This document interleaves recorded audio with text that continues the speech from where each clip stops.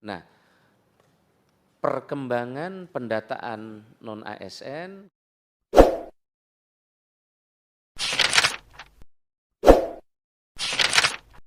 Pak Ketua sekarang sudah sedang bergerak, kita ingin integrasikan, sekarang sedang jalan antara platform yang ada di Kemenpan, kemudian di BKN dan juga di LAN, sekarang dibantu oleh GovTech kita Peruri. Kita sedang bekerja keras, learning yang ada di LAN sekarang platformnya sedang kita satukan. Sehingga tidak banyak lagi ada ratusan platform yang menyulitkan ASN kita, segera akan kita akhiri dan ini seiring dengan yang dimandatkan oleh Undang-Undang ASN. Yang keempat adalah pegawai ASN yang memiliki growth mindset, oleh karena itu learningnya harus dirubah dan anggota Dewan yang terhormat di dalam undang-undang telah memberikan arahan baru yang nanti LAN juga harus segera mendefinisikan dengan cara baru.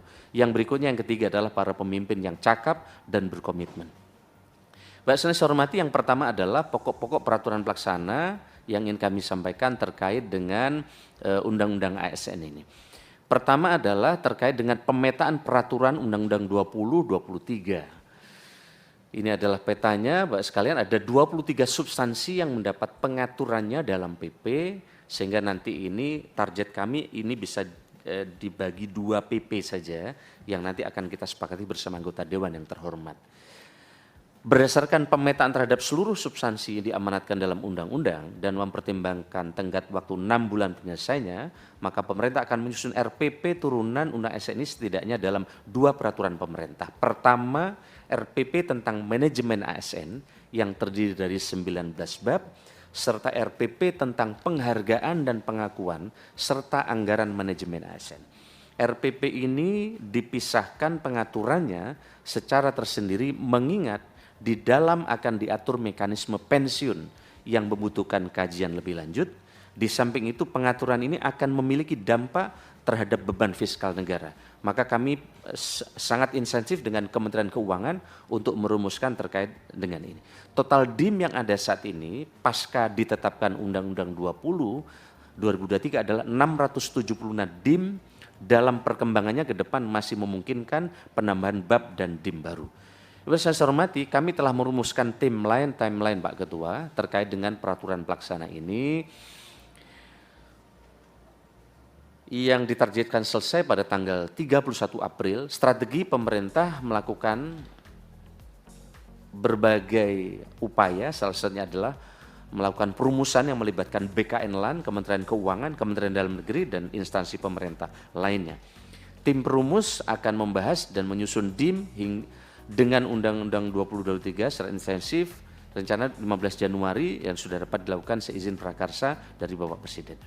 Ibu saya hormati, inilah ruang lingkup Pak Ketua yang kami bahas di dalam peraturan pelaksana ini yang akan kita bahas.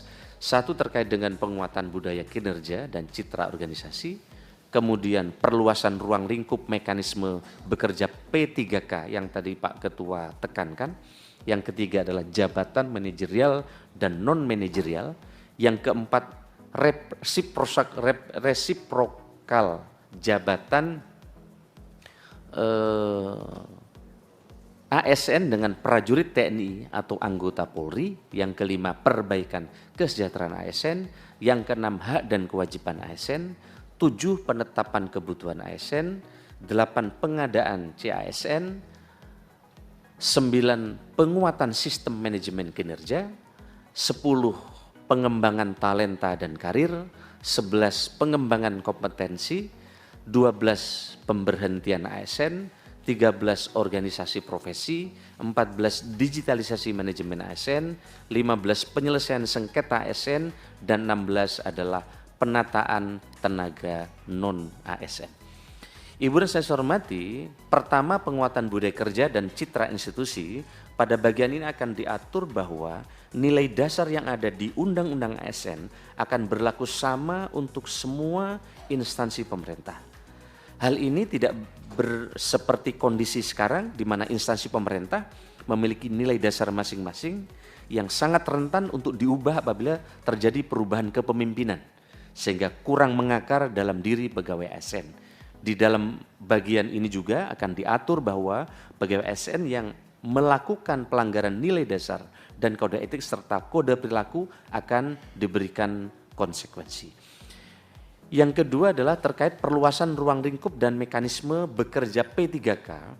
Diperlukan perluasan konsep P3K agar pegawai dapat bekerja secara paruh waktu sesuai kesepakatan kerja. P3K agar pegawai dapat bekerja secara paruh waktu sesuai kesepakatan kerja. P3K yang bekerja secara paruh waktu diperuntukkan untuk jabatan non-manajerial. Selain itu akan dapat juga mengenai nomor identitas pegawai negeri sipil, NIP PNS dan PPK yang bekerja penuh waktu, berlaku nasional ditetapkan oleh BKN. Nah ini saya minta kalau ada slide skenario kemarin Bapak sekalian, kami sudah siapkan skenario dari 2,3 juta, sebenarnya sebagian ada yang telah kita selesaikan di dalam penerimaan ASN di tahun 2021, 2022 dan di 2023. Ini Pak Ketua beberapa hal terkait dengan berdasarkan instansi 66 pusat, 512 daerah, total 595. Nah, perkembangan pendataan non-ASN kita lihat Bapak sekalian, dari total 2,355 ini yang non-ASN lulus seleksi 2021 Pak Ketua sudah 1.585. Kemudian non-ASN lulus seleksi 2022 itu 317.148. Kemudian peserta seleksi CSN 2023 adalah 669.054. Ini proses seleksi sedang berlangsung. Nah, ini yang kemarin Mbak Ketua kami dapat komplain berat dari teman-teman fresh graduate. Karena dari total ini yang kita lakukan rekrutmen sekarang, 80% isinya honorer dan THK 2. Karena ini sesuai dengan mandat anggota dewan, honorer diminta diberesin dulu. Hanya 20% yang fresh graduate. Fresh graduate ini komplain berat ke kami. Kami ini siap mengabdi kepada bangsa negara, kenapa kok kami hanya 20%? Tidak 80%. Sampai mereka komplain berat lah. Oleh karena itu, jika nanti disepakati anggota dewan yang terhormat, di 2024 porsi fresh graduate akan kita tambah lagi tanpa mengurangi hak untuk menyelesaikan untuk honorer. Karena faktanya banyak kabupaten kota membutuhkan fresh graduate anak-anak yang baru lulus seperti tenaga akuntansi, keuangan, teknologi dan yang dibutuhkan oleh kabupaten kota yang sekarang tidak kami buka. Inilah formasi yang sekarang Pak Ketua sebagaimana rekomendasi anggota dewan untuk menyelesaikan yang honorer terlebih dahulu, maka komposisinya formasi khusus 80% dan 20%. Dan sebagaimana saran anggota dewan juga kepada kami, maka reformulasi kemarin yang kami kerjakan adalah tidak dari yang umum. Jadi reformasikan kemarin ada yang lulus, ada yang tidak. Ada yang hanya 14%, sehingga banyak yang kosong. Nah untuk direformulasi sampai 70%, kan rata-rata 30% ya kemarin. Kita reformulasi lulusnya 78%. Nah tapi untuk yang bisa reformulasi ini syaratnya yang THK dan honorer, tidak dari lamaran umum. Nah